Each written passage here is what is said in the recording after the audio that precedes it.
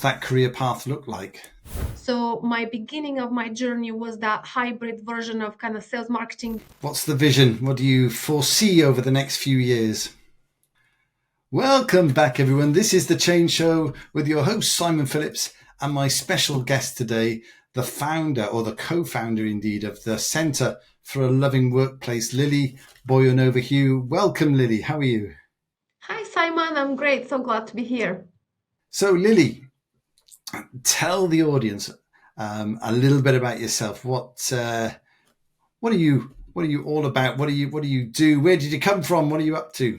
That's a big question for a few minutes, but my name is Lili Boyanova Hugh. I was born and raised in Bulgaria, actually, in the 80s in Bulgaria, just around the time when freedom was a big thing, actually, in the 80s when the communistic wall was kind of falling and people were seeking change. And so that's where I was born and raised. And in 2007, after many years of my dad coaching me that I'm a citizen of the world, I decided to travel and I found my way to the UK. So since then, I've been living in the south of England, in Hampshire. And so I live here near a place called Winchester with my son, stepdaughter, and my husband. So that's where I come from. That's where I am right now. Excellent. And I understand your sister's also in the UK. My sister followed me quite closely behind, a couple of years behind. She decided to come and pursue her legal career in the UK as well as she now lives in London. Yeah, wonderful. So, what is it you love most about the UK then? The thing that I really was inspired by when I changed it, it seemed like people were more risk um, able somehow. When I changed, the one thing that I noticed is because of the standard of life and all of the social systems around the people in the UK, that when I came as a young person, I noticed that people would just willingly take a lot more risks than what I was used to back home. People back home, security and safety was a big thing, and so people would be like a lot more risk averse. And that's as a young person, as someone that was really thinking creatively about the world and my career, I really appreciated that. And it's kind of the kind of thing that kept me here, kept me changing and doing all the things that I want to do with that attitude. Yeah, that makes sense. And what is it that you've done? What's that career path look like? So I found myself going for a very mainstream business degree initially, and then found myself in marketing. I was working first. My first gig was with Hewlett Packard as a marketing assistant, marketing manager. Later in their enterprise department. So that's when Mm. I kind of learned a little bit about scale. What does marketing and sales look at scale? And during my time at HP, there was also a big boom on technology at the time, kind of adopting new technology to help organizations scale. So my beginning of my journey was that hybrid version of kind of sales marketing, but more around the martech space as we know it, and that's how I started. And then it was quite a few years into that I realized that the bit that I was actually working on wasn't just the marketing, the technical aspect, but I was actually working with people who were changing the way they were thinking, the way they were using certain technology, and the way they were working as a team. And so I found myself kind of moving more towards the change management space and actually more of the people aspect of an enterprise.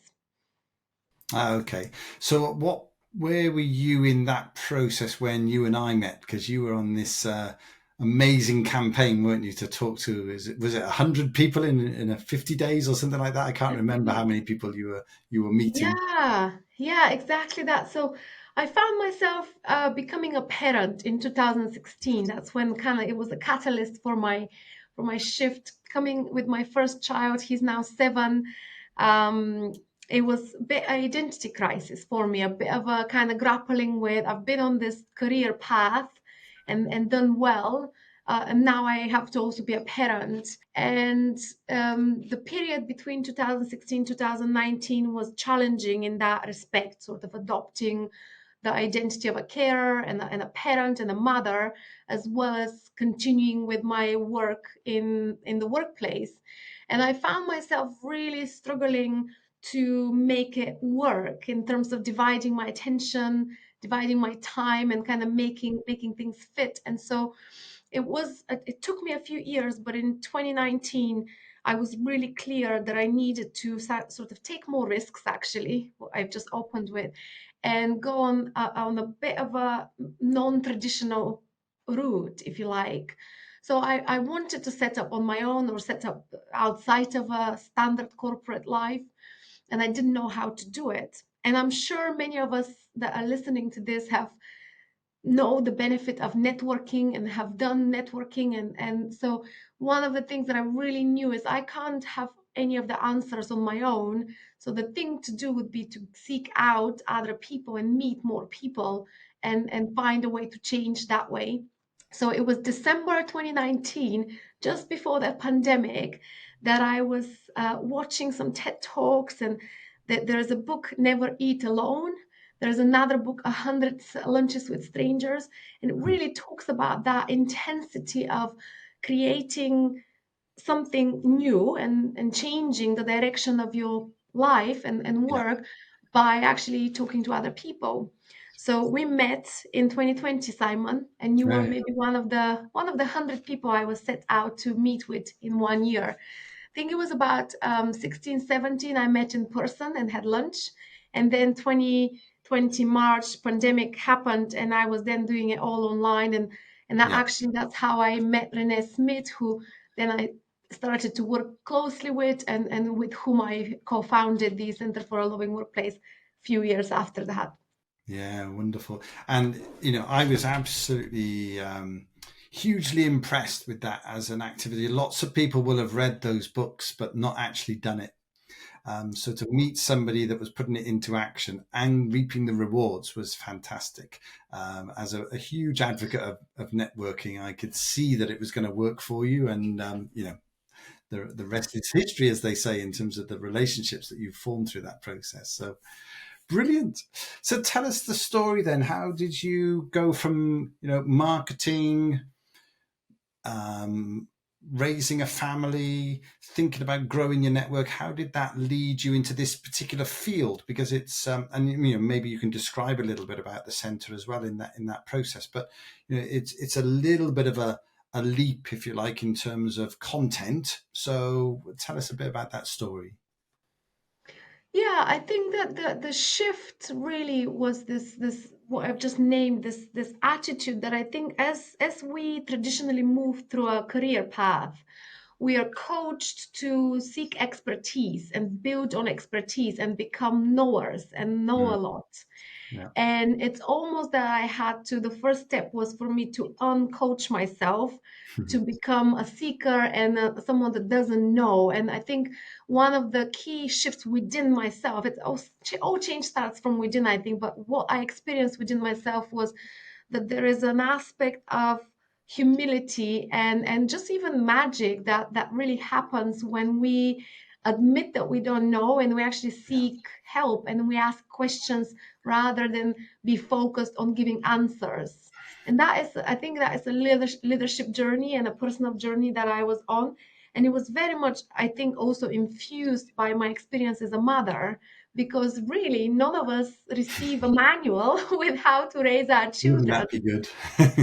Exactly. I was going also through a personal challenge there because I was going through a divorce with the father of my son. So I was also doing it on my own. So solo parenting during that time made me even more humble in terms of how much I was able to share and to know how to do. And then the thing that shifts as well is this understanding that as adults, so we go through this kind of life journey, right? And if we um, are part of, let's say we are part of a university, we're students, or we're part of a workplace, there is just these categories, these communities that we become part of throughout our life.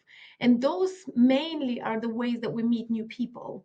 But at some point, we then become one of many, and we don't necessarily associate with a specific group. So it's not until you start seeking actively, meeting other people, meeting diverse people, that new people come and flow into your life. Um, so those are some of the kind of things that were happening to me personally and within to make the shift. And then what I was also noticing at the same time pandemic was happening, I was noticing that I'm actually not on my own in that journey, that many people are grappling with this very traditional way of leading, traditional way of thinking about their work. And it was just interesting to be part of that conversation of like, what would the workplace look like right now.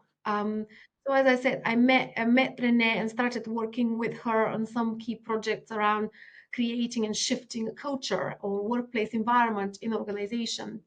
And one of the things that I discovered in that work was how important, again, that sense of community is.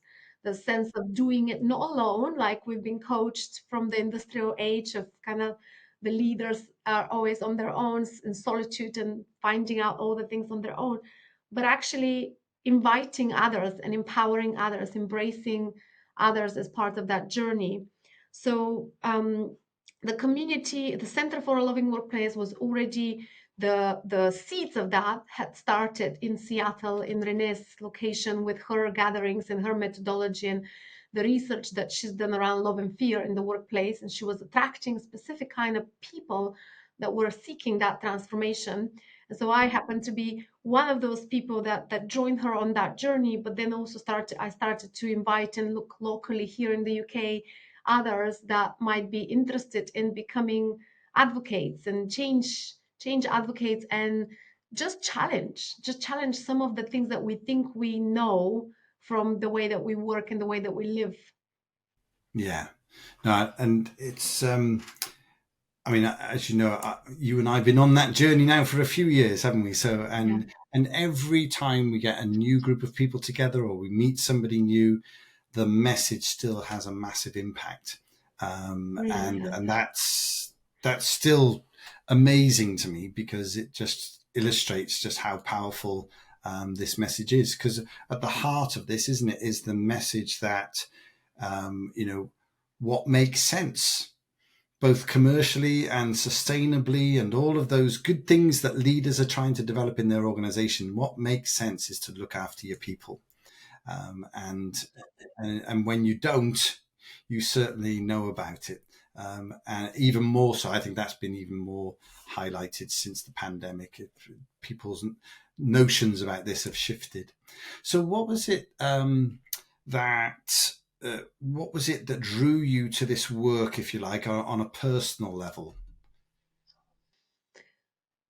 Well, I mean, on a personal level, was the fact that I was a mom and I wanted to set a good example for my son, really. And he's this bright boy and also neurodivergent child. And he was kind of going through his early ages and moving through. And I really had to sit with that. Like, what is the model that I would like to set up for him? And it really continues to this day. I really think oftentimes I draw parallels between leadership and parenting, actually, or between change and how we change at home, as well as how we change in the workplace, because the only thing that we have control over really in any given situation is ourselves and our attitude to life. So this is what I've kind of adopted as a mindset. So I started coaching in that journey too. And one of the things I've noticed, and I think it's a big pandemic that we are also in right now, is this lack of commitment sometimes that we have. We overcommitted, or we committed to way too many things, but actually we end up failing self promises and we failing other promises by being overcommitted, and there's not real clarity about what is important to us, what our values are. Even when there is a glimpse of clarity, it's a hardship to align our actions to those values oftentimes. So when I set up my coaching at the time as well, I was really particular in choosing to call myself on all my social profiling wholehearted lead. And of course, we might know about wholehearted leadership from Brené Brown and other thought leaders in the space, but it's really that daily commitment that we can do to the close people that we live with, to the people that we work with, to the people around us, that we will show up. And that is the commitment that I made to myself, that will show up in the rough, with the roughness that I hold, and with the imperfection that I hold. And that's really the invitation that I've been making, as bringing people within the center, that we can let go of that perfectionism and expectations that we hold for ourselves. What we don't want to let go of are commitments to who do we want to be and how do we want to show up in the world. I love that. Absolutely love it. So, what's the vision? What do you foresee over the next few years? What are you hoping for? What I see, and you named it, Simon, what I see is that every time we talk about this, we open up a door, we give each other permission to name those things that are important to us, to share our personal stories with those around us of how we are longing for a different future, for a different way of living. And so what I see possible is, as more of us step up and raise our hands and start talking about these type of conversations and activating ourselves as this new way of leading and working with more kindness and generosity and care, then more positive things will happen. So really, for me, the path ahead is continuously giving voice to that, which is true for myself, and inviting others to join me in that. And then together, that community, then who knows what might be possible with that kind of mindset, with that mentality, and also with that collective wisdom that happens in that process. Brilliant. Well, I'm certainly looking forward to seeing where this takes us all, and to continue working with you, Lili, because you're an inspiration. So thank you for sharing that story here today. Nobody gets off the Change Show, though, without telling us what's their favorite track to add to the Change Show playlist. It could be something that just sets you alight. It could be something that's helped you through some of the ups and downs of life. But what is it for you? I will share a song. I don't know if it's a popular one. So how do you want me to share it? I can share it. It's called Shine, and the artist is called Fia. So I'll send you the link. But it's a song about how we sometimes step away from and take the road less traveled, and we don't want to go through life and die without singing all of our songs. So it's one that carried me through that period of transition in 2019. So it's called I'm Ready to Shine, and I'll send it to you. Lovely. I'm looking forward to that one. I haven't heard of that one. That's great. Lili, thank you very much. Do come back and talk to us again when you've after this next phase, because I know you got so many exciting things going on in the next few months. So it'd be lovely to catch up again, maybe this time next year, and hear how everything's going. Absolutely. Thanks, Simon, for the Okay. invitation. Take care. That was the Change Show with Simon Phillips. Do come back next time, and we will be talking to another person who's out there with making a positive impact on our world. Take care.